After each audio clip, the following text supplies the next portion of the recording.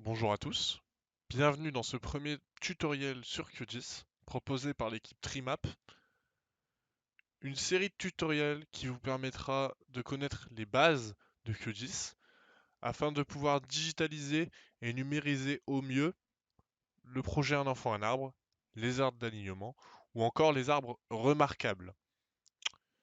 Le but aujourd'hui, ça va être de faire ce que vous voyez actuellement. Le but, ça va être de savoir reproduire cette chose-là par vous-même afin de digitaliser les arbres par le biais de couches qu'on appellera des couches shape.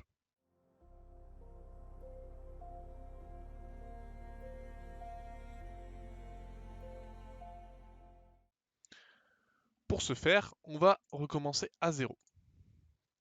Donc pour ceci, je vais supprimer ce groupe. Hop là. Voilà. Donc, comment faire? Avant tout, on va organiser nos couches shape. Comme vous pouvez le voir ici, il y a une organisation qui est faite euh, d'une catégorie arbre. Vous retrouvez dedans les arbres remarquables, les arbres d'alignement et les arbres un enfant un arbre. Et dans ces catégories même, vous retrouvez euh, différents types d'arbres d'alignement, différents types d'arbres remarquables et les différents sites du projet Un enfant, un arbre.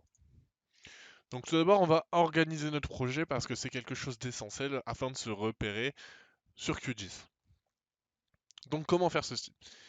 En fait, il suffit tout simplement de faire un clic droit ou alors de cliquer sur cette petite icône juste ici. Donc on va faire le clic droit, on va faire ajouter un groupe, donc c'est la même utilité pour cette icône juste là.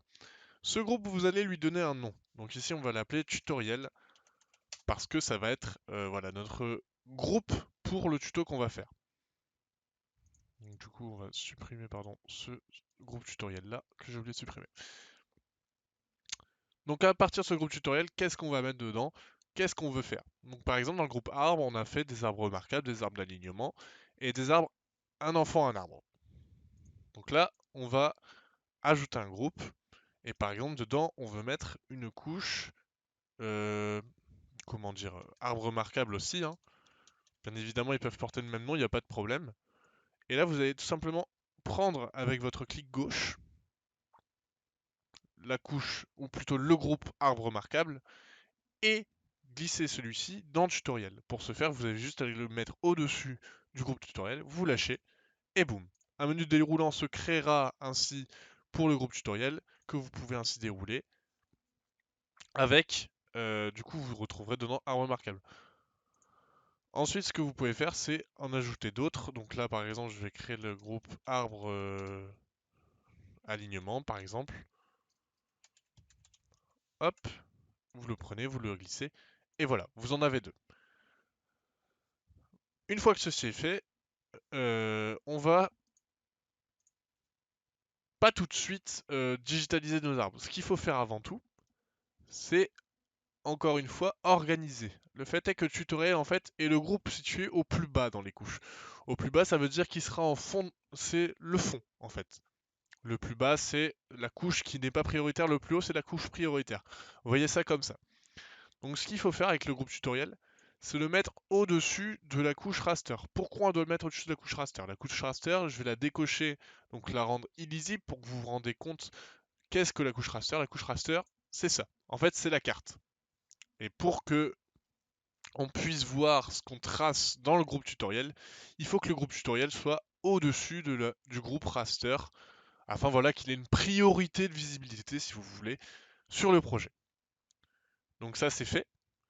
Maintenant, on peut aller créer nos arbres d'alignement et nos arbres remarquables. Donc voilà. Donc là, on va dans le groupe arbre d'alignement. On va faire ainsi. Vous allez, pour créer une couche shape, appuyer sur ce petit icône juste ici. L'icône où on a des points qui sont reliés par des lignes. Vous cliquez sur cette icône. Hop, voici. Et là va apparaître une fenêtre qui va vous proposer de créer une nouvelle couche shapefiles. Pour créer cette nouvelle couche, on vous demande un nom de fichier en premier lieu. Donc là, on va faire dans l'ordre, hein. On vous demande un nom de fichier. Ce nom de fichier, en fait, c'est la localisation de votre fichier, de votre couche shapefiles. Donc pour ce faire, je vous conseille de créer un document à part, un dossier qui ne bougera pas et auquel vous ne toucherez pas bien évidemment, hormis pour ajouter des couches ou peut-être pour en supprimer, on verra ça plus tard. Donc pour le nom du fichier, vous allez cliquer sur vos trois petits points, parcourir en fait, ça va vous ouvrir une fenêtre afin de naviguer sur vos documents d'ordinateur. Et moi j'ai déjà une couche QGIS projet où on retrouve toutes mes couches shapefiles associées au projet. Et ce que vous allez faire en fait, c'est donner un nom à cette couche shapefiles. Donc là, on va l'appeler arbre. Donc là, vu qu'on a pris des arbres d'animaux, arbre ali par exemple, on fait des abréviations, on met un tiré du 8 parce qu'on ne peut pas mettre d'espace dans le nom des couches shape. Donc arbre ali, tiré du 8, et vous donnez tuto. Vous faites entrer, et voilà. Votre couche shapefiles, elle a sa localisation, elle va s'enregistrer sur votre dossier projet. Pour le codage du fichier, vous laissez système ou vous laissez le codage qui est prédéfini, vous n'y touchez pas. Pour le type de géométrie, tout dépend de ce que vous voulez faire. Ici, pour commencer, on veut faire des arbres. Pour cartographier au milieu des arbres, rien de mieux que des points en soi. Donc, on choisit point. Ensuite, les dimensions supplémentaires, vous n'y touchez pas parce que c'est pas essentiel pour la question de nos arbres. Pour la projection, il est très très important, et surtout si vous faites un transfert de fichiers à un collègue ou quoi que ce soit qui travaille sur la même couche raster que vous, de définir SCR du projet. Donc ça va en fait prendre la projection de la couche raster sur laquelle vous travaillez. Donc c'est très important de faire ceci. Ensuite, nom du champ, etc. Vous n'y touchez pas. Vous laissez ID qui est intégré ici. Vous n'y touchez pas parce qu'on verra dans un autre tutoriel la question des tables attributaires où là, la notion de champ va pouvoir être incluse. Donc là, une fois que ceci est fait, vous pouvez faire OK. Voilà. Donc là, vous avez votre couche shapefiles qui s'est créée dans votre dossier arbre d'alignement. Parce que oui, vous l'avez, il faut bien le sélectionner avant, c'est important. Il faut sélectionner le groupe qui vous intéresse, dans lequel vous voulez créer une couche shapefiles, avant de créer celle-ci et de cliquer là-dessus. Parce que sinon, celle-ci va se créer en dehors du groupe, par exemple. Après, vous pouvez toujours pallier à ce problème en faisant comme on a fait avec les groupes ici, c'est-à-dire cliquer, rester appuyé sur le clic gauche et glisser la couche shape dans le groupe qui vous intéresse. Voilà. Donc une fois ceci fait, on va créer nos différents points, nos différentes digitalisations d'arbres. Pour ce faire, vous avez le petit crayon jaune qui s'est allumé quand vous êtes sur le groupe qui ne s'allume pas, et par contre quand vous êtes sur une couche shapefiles, ça s'allume et ça vous permet d'entrer en mode édition. Donc vous cliquez sur ce crayon jaune pour basculer en mode édition. Une fois en mode édition, pour ajouter des points, il faut cliquer maintenant sur ces trois petits points ici qui vont nous permettre d'ajouter une entité ponctuelle. On clique dessus et là, notre curseur a changé une fois qu'on va sur la carte. C'est un curseur en mode ciblage. Ce curseur en mode ciblage, il vous permet du coup de pointer vos arbres. Donc là, par exemple, on va dire que ce groupe d'arbres là, c'est un groupe d'arbres d'alignement qui m'intéresse. Donc on va cliquer dessus pour les cartographier. Donc on met bien son curseur sur l'arbre qui nous intéresse et on clique. Et là va s'ouvrir voilà, une petite fenêtre avec qui nous demande de l'ID. En fait, ça va nous demander de remplir les champs. Et l'ID, en fait, c'est ce qui va faire un ordre dans votre table attributaire. On verra ça plus tard. Donc là, par exemple, on va faire en sorte de passer outre et on va lui donner l'ID 1. On va continuer. Là, on fait ID 2, ID 3, ID 4, ID 5, ID 6. Ouais, j'ai remis 5, c'est pas grave. ID 7, ID 8, etc., etc. Donc là, on digitalise nos arbres d'alignement qui se retrouvent automatiquement repérés parce qu'on a mis, rappelez-vous, une projection de Lambert basée sur la couche raster. Donc ça ne bougera pas. Peu importe que vous passiez de X ou Y couche, ça restera sur du Lambert 93. Donc une fois ceci fait, on a su digitaliser. Maintenant, ce qu'on veut faire, c'est peut-être créer une zone ici, afin de digitaliser un secteur d'arbres d'alignement. Pour ce faire, vous allez encore sélectionner le groupe d'arbres d'alignement. Et vous allez créer encore une fois une nouvelle couche shape. Donc pour ceci, vous cliquez sur les points reliés par des lignes. Vous remettez un nom de fichier, donc vous retournez dans votre dossier et vous lui donnez le nom, par exemple ici secteur-8 tuto. Voilà. Type de géométrie. Ici, par contre, on va changer. On n'est pas sur des points, on n'est pas sur du multipoint ni sur du polyline. Voilà. C'est à vous d'établir vous-même le type de géométrie qui convient le mieux à la digitalisation que vous souhaitez faire. Et ici, ce qu'on veut, c'est un polygone, vu qu'on veut faire un secteur. On veut faire une surface, en fait. On veut délimiter une surface. Donc le polygone, c'est le plus adapté. Et on n'oublie toujours pas de mettre la projection de SCR, Lambert, donc le SCR du projet. Les champs, vous y touchez toujours pas et vous appuyez sur OK. Donc une fois que ça c'est fait, vous allez recliquer sur le stylo jaune. Et là, vous avez toujours l'outillage, mais là cette fois-ci c'est pas représenté par 3 petits points, mais juste une surface, où encore une fois vous allez ajouter une entité polygonale. Vous cliquez dessus, et avec cette entité polygonale, en fait, vous allez tout simplement créer une limite. Donc vous cliquez plusieurs fois sur clic gauche sur différents points, différents sommets du polygone. Une fois que vous avez voilà, atteint la zone que vous souhaitez, donc là je l'ai fait un peu grossièrement, quand vous avez terminé votre polygone, vous faites clic droit. En fait, le clic droit va joindre les deux extrémités du tracé que vous venez de faire, donc le dernier clic et votre premier clic, et ça va créer le polygone tout simplement. Donc là, vous lui donnez un ID comme pour les points, et vous faites OK. Et du coup, là, on a le secteur qui s'est créé. Mais on a un petit problème. Le secteur, il est devant les arbres. Donc qu'est-ce qu'on fait? On fait comme pour la notion des groupes, on fait un ordre de priorité d'affichage. Et pour ce faire, il faut que le secteur soit en dessous des arbres d'alignement. Et voilà, nos arbres d'alignement apparaissent. Mais je suis pas encore assez satisfait. Pourquoi je suis pas assez satisfait? Parce que on voit pas vraiment ce que ça cartographie. Et puis voilà, les couleurs se confondent un peu. Je suis un peu tatillon, j'ai envie que mes arbres soient verts et j'ai envie que ma surface, par exemple, elle soit un peu plus transparente de manière à voir les arbres qui sont derrière.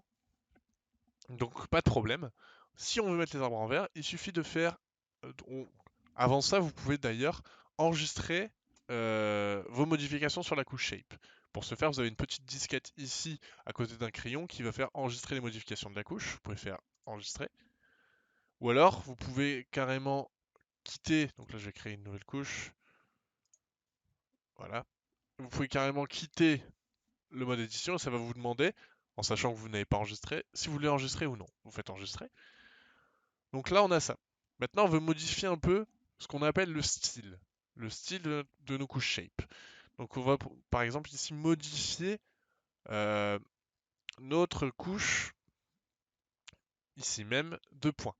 Donc pour ceci, vous avez l'outil style. Vous allez dessus.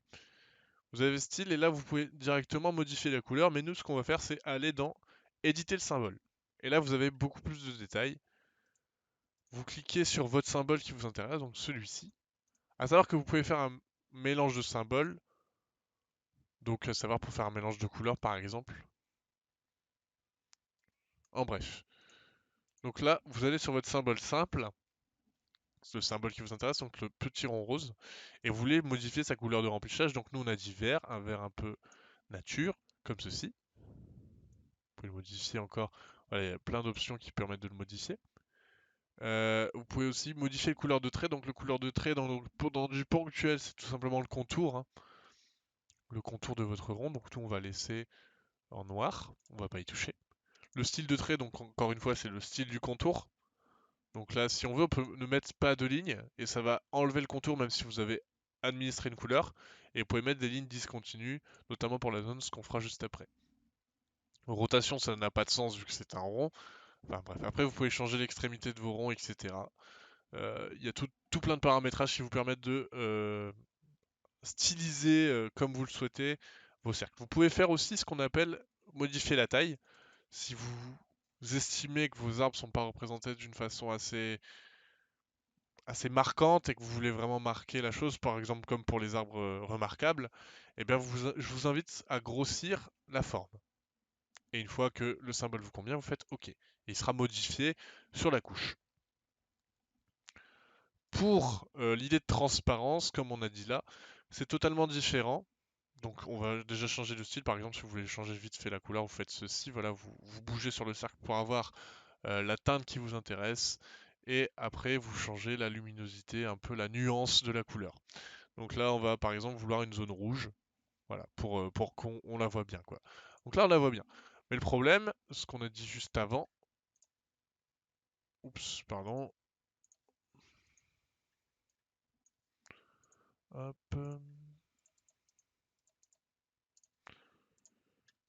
Voilà. Je suis désolé. Le problème, du coup, ce qu'on a dit juste avant, c'est que voilà, on voit pas la zone qu'on souhaite cartographier, elle est cachée par le polygone rouge. Pour ce faire, en fait, on va pas aller dans style, parce que ici c'est le style du symbole. On va aller dans les propriétés de la couche shape. Et pour ce faire, voilà, normalement vous arrivez sur propriétés de la couche, vous avez toutes ces informations là qui sont peut-être intéressantes à un certain niveau, mais pour nous, c'est pas vraiment intéressant.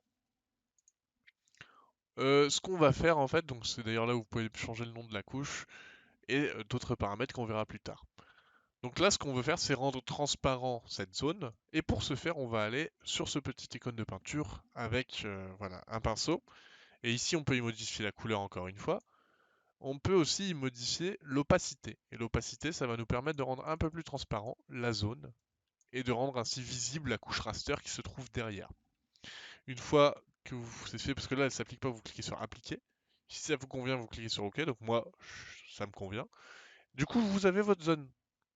La zone qu'on souhaitait faire tout à l'heure, elle est ici faite. Donc une zone transparente en polygone, on a vu comment la faire. Et la cartographie des différents arbres de cette zone, on a vu aussi comment faire comment la faire. Une fois que tout ceci est fait, vous faites enregistrer, vous quittez le mode édition, et c'est terminé. Vous pouvez maintenant cliquer sur enregistrer projet en cliquant sur la disquette ici, et quitter votre projet pour cette partie du tutoriel. J'espère que ce tutoriel vous aura plu. Je vous invite maintenant à aller voir notre second tutoriel qui porte lui sur la modification de la table attributaire. Je vous invite donc à cliquer sur la vidéo juste ici et à me rejoindre pour ce second tutoriel.